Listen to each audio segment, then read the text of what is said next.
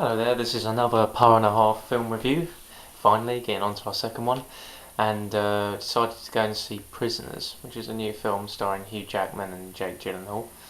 And also Paul Dano, who I think is a really interesting actor. He's one of the best of his generation, so I'm looking forward in particular to see Paul Dano. Hugh Jackman's always good, as is Jake Gyllenhaal and everything he does, so yeah, it's got some mixed reviews, this film, mostly quite positive, so it looks like it could be good. Where are your sisters?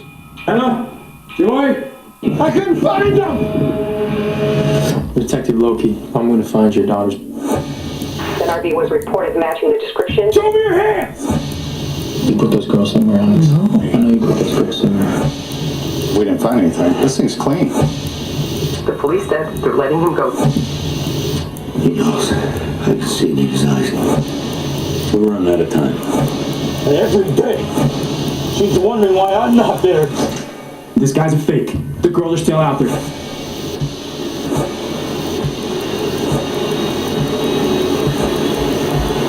Absolutely brilliant.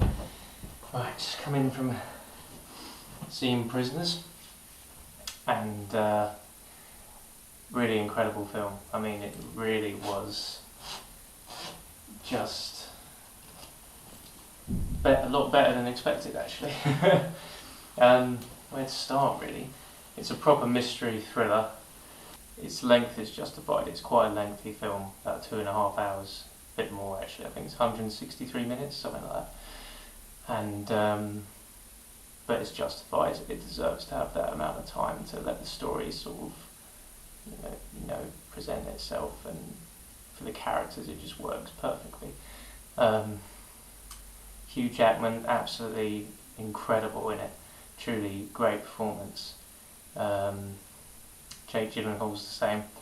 It's something about he has a lot of charisma on screen, and he does, you really get to know his character very quickly. Same with Hugh Jackman and everyone involved actually. Terrence Howard was great in it as well. Everyone. And Jake Gyllenhaal, there's like certain little notches he does to his character, like sort of a nervous tick he has with his eyes, and it sort of shows, it just adds another layer to his character, I suppose, like he's overtired, and the stress related sort of tick he has, being a detective obviously in the investigation in the film. Paul Dano, another standout performance from him.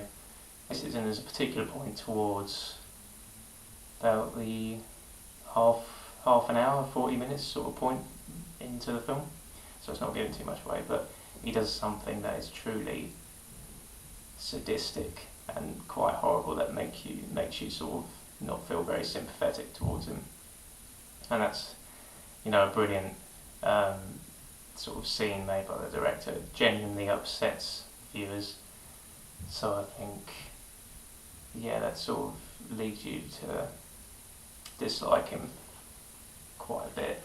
Just throughout the film, it takes its time, but it's perfect. It's the most tense film of the year, no doubt. It's an incredibly tense experience. So for the faint-hearted of you out there, it's not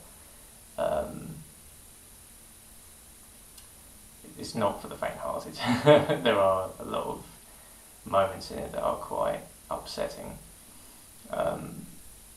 and you come out of it feeling very tense, almost a bit knocked out, really, not quite sure.